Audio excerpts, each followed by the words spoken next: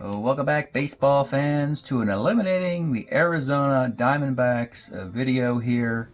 They fought like crazy and just kind of hovered above and below 500 by a couple games all year, extending series as best they can, facing elimination 5 different times. And it was a remarkable overachievement. They improved by about 5 games in the overall standings from a year ago. This team is built around finding batters with high batting average, and they improved from last year. They were a 258 hitting team, now they're a 285 hitting team, which is great news. George Thomas, we're going to have to say goodbye to this wonderful 1970 card. He hit 376 with it and 157 at-bats. Wonderful, 446 on base. Ed Herman was the all-star. That 1970 card will be going away as well, as we'll soon see. 350, 12 homer, 35 RBI for the all-star. And you see all the guys hitting above 285 on this team. Lytle, Arnold, Brock, Braun, Alou. And looking at the bottom of the lineup, really, those particular batters weren't 280 hitters anyway. Popovich, Casanova, Hahn, Jones, Fried. So pretty much all the players pretty much achieved, or pretty close to it, their results. Pretty darn close as far as hitting goes. Pitching, Jerry Bell was the closer last year. He went into a long role this year and led the club in ERA in 22 innings. Jim Willoughby's great card. You saw him many times in pitching in YouTube. 7-2. 296 and a whip of a $118. He'll be on the Cy Young list somewhere, probably in the top 10. Don't think I'll have enough to win. They usually need double-digit victories to win the Cy Young. I think Juan Marichal won 13 games a year ago with it. Reggie Cleveland was okay, as the only guy who can pitch on 3 days rest with 92 innings. And then we see some trouble at the bottom there. Darryl Knowles, the lefty setup guy, just got lit up this year. Don't know why. He's got a good card. And Pizarro, who has a good card, did not win game. He pitched well in Game 5 that you just saw, but didn't get a victory. And that's about it for the Arizona Diamondbacks. Let's take a look now at this team and see exactly what we have going on in the future for the Diamondbacks. Pulling out their 1970 cards, of which there will be 8. Always easy to spot because they're going to have the black ink as a reissue card set.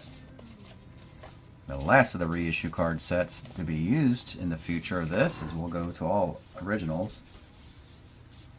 Alright, so these are the Diamondbacks who are coming back next year, trying to slowly improve. And it's hard to have consistency in this expansion team division, because most of your great players have like one good card in 4 years, and then boom, poof, they're gone. This Diamondback team is bringing back 1, 2, 3, 4, 5, 6 pitchers and 6 hitters, balanced towards pitching, not hitting. So on the hitting side of things, you have Chris Arnold as a versatile player, so a utility guy, so we know we can plop him all over the place. Same with Braun. Same with Alou. So a bunch of versatility, first off, in infield and outfield. Hahn is a good defensive outfielder. Brock Davis is an outfielder who has plenty of hits. And this is the perfect Arizona Diamondback card. A 318 hitting card, but it's all singles, and that's how they built this team.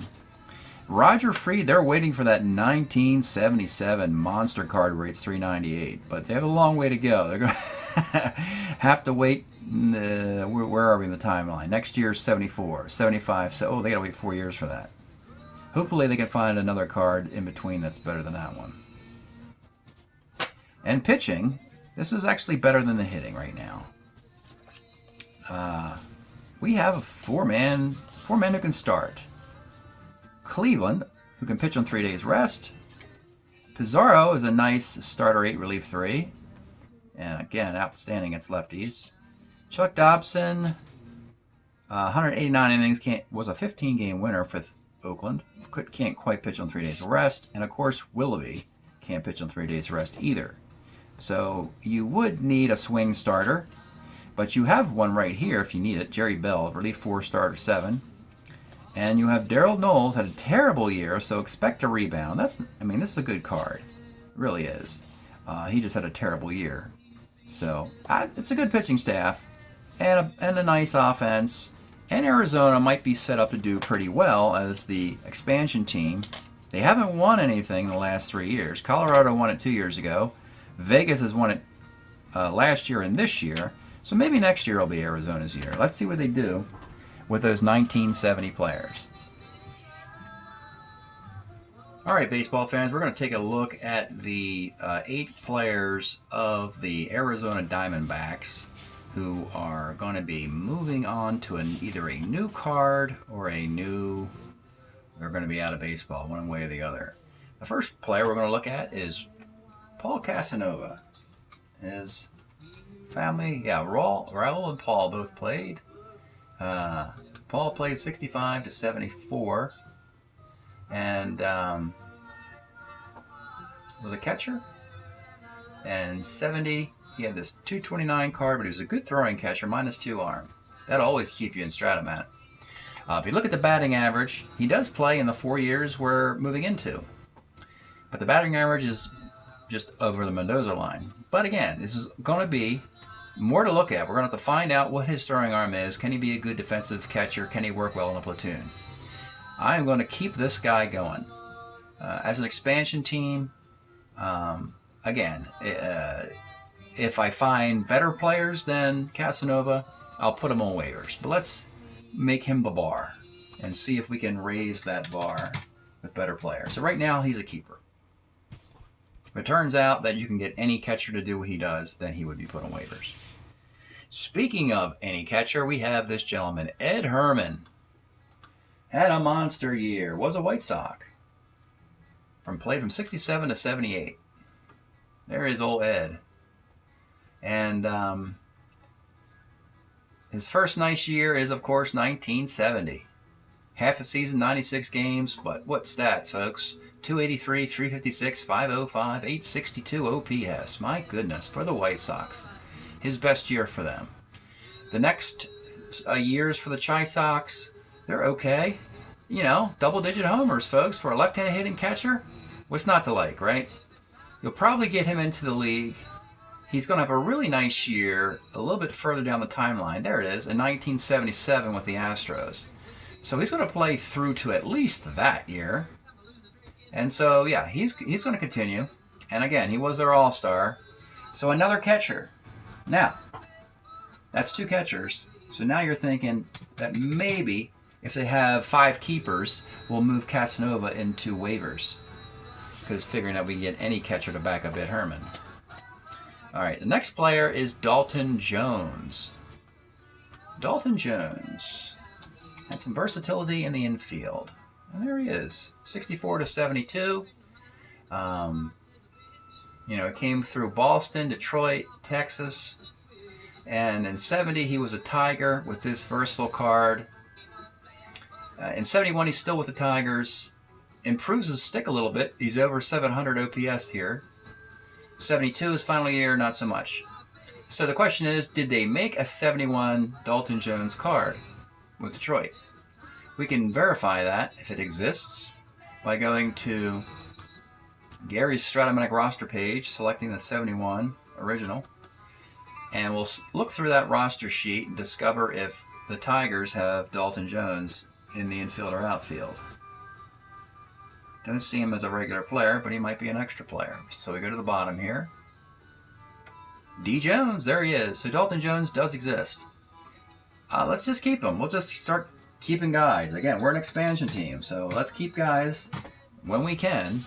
Worst case, we can trade them or put them on waivers. So let's keep moving in that direction, even though they're not the greatest. Jim Lytle is next. Nice little platoon performance was with the Yankees, 69 to 76. And there's Jim. So 70, there it is, the year we just had. A 310, 807 OPS year in 70. And he would not have offense like that anytime soon. Yankee White Sox Expo finishes up with the Dodgers. In 75, he hits 273 and 70 plate appearances as a pinch hitter. Not sure they made that card. 73 with the Expos, he hits 259. So he could be a pinch hitter. That card will be made. Now, the most important question is, if I wanted to put him on waivers, he has to have a card in year 1, which is 1971. If he doesn't have a card, I can't put him on waivers. I got to either keep him or retire him or trade him. Because the waiver list has to have exactly 64 players from the 1971 season, each team with 2. So, do we have a Jim Lytle playing for the Yankees in 1971? Same roster look.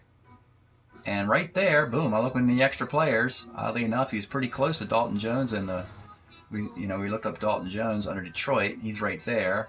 And you slide down the cursor a couple lines to the Yankees, and Jim Lytle's right here. So Lytle qualifies for waivers. So I'm going to waive him because his offense is not that good anymore, and I like the prospects of the other 3 guys better. So Lytle will go on waivers for the moment. Next player, 2 more hitters and then 2 pitchers. It'll be Paul Popovich, longtime reserve outfielder for the Cubs and the Pirates from 64 to 75. And with a little bit with the Dodgers as well. So in 70, he had a 253 year. He'll play all the way through 75. He'll qualify for waivers in 71. He's got 243 at-bats. They always put those cards in play. His batting average is waning here. He's down to a 217. But we saw what made his card so effective in 1970, that as a switch hitter, he had power both ways with just 4 homers. He has 4 more homers again the following year and a similar number of at-bats. He may have power again as a switch hitter, which would be pretty fun, even though his batting average drops. Interesting concept here with Popovich. Do you keep him? Do you waive him? I'm going to say, well, the batting average doesn't lie, and we're going to put him on waivers for now. And maybe the Cubs or Pirates come getting their guy. All right. 3 keepers and 2 waivers who could also be kept. We could keep all 5 of these, or at least the entirety of Major League Baseball could keep all 5 of these players after trades. Of course, Arizona can only keep 4. You can only keep 4 guys. Waive 2, retire 2. That's the math needed for the start of the draft next year.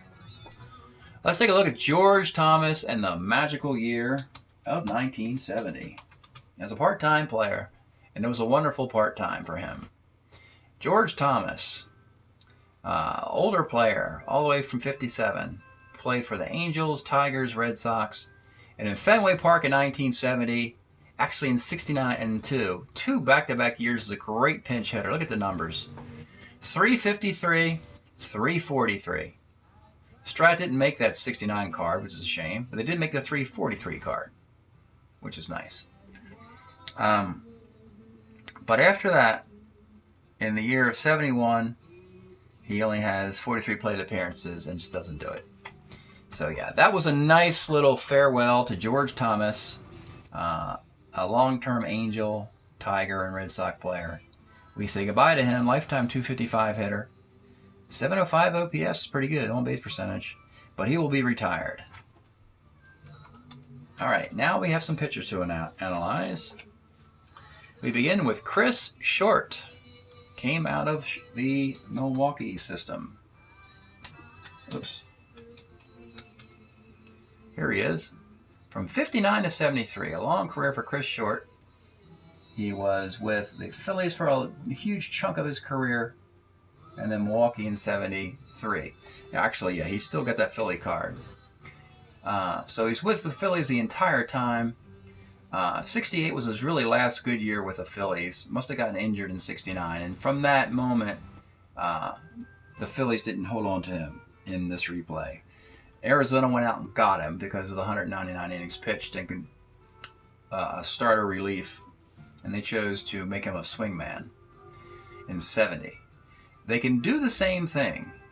Statistically, 70 and 71 are pretty much the same. So they can run this guy back as a lefty swing guy. 31 games, 26 starts. Has a save in there. So he can pitch out of the bullpen or start. 3.85 ERA. This is the Milwaukee I was looking at. Yeah, 73 Milwaukee. That card exists. It's not a good one. He's got one more year left, and he's left-handed. He definitely will be in the league because he's left-handed. Any capable left-handed pitcher usually gets into my league. So he's a keeper or waiver guy. And again, this is all pretty close. You could waive short and keep Lyle or Popovich. Right now, we want to keep short. And now, the last pitch to analyze is Ken Tatum. Nice little career in the bullpen. From 69 to 74, burst onto the scene and just dominated instantly. Look at these numbers. 86 innings and 69. Look at that. .04 whip, 4th in Rookie of the Year and MVP votes as a 25-year-old. And 76 did the same thing with the Angels. Then he went to Boston, and the Fenway Monster ate him up a little bit in 71. And then by 72, 73, 74, he's pretty much out of baseball. Does this card exist? The 71 Boston card. Let's go take a look. We're looking for Ken Tatum for the Red Sox in 71. There he is. So his card exists in 71. If we want it, his ERA is 4. The whip's a $1.39. So he's pretty average, but he qualifies for waivers. What we know about this team is they do have Jerry Bell in the bullpen. Tatum,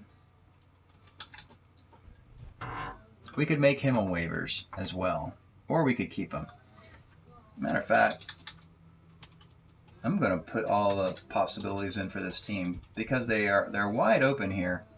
And this is great news for Arizona. They have a lot of choices to make. All they have to do is make a trade in the offseason for a retired player and decide which of the 4 players they want to keep. So they are doing fine in that math. None of the players that we looked at really gets remarkably better.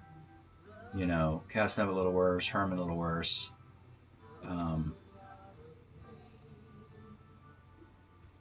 But as far as keepers, they can try and keep the ship rolling with these guys. And they're going to have to rely on finding some nice rookies in 1973 and 1974 to improve upon their lot. They may end up again with that commissioner award with an extra draft pick. So, not bad. It's not a bad review. And having options is always a good thing. It's also good for the league to see the retirement column low. It's easy to push a guy who's not very good in retirement. But you can't do it the other way. You can't have a retired player suddenly make his card. It doesn't exist. So you want as few retirements as possible in this analysis before the draft next year. All right, that's it for eliminating the Arizona Diamondbacks. Thanks for checking this out. We'll see you next time.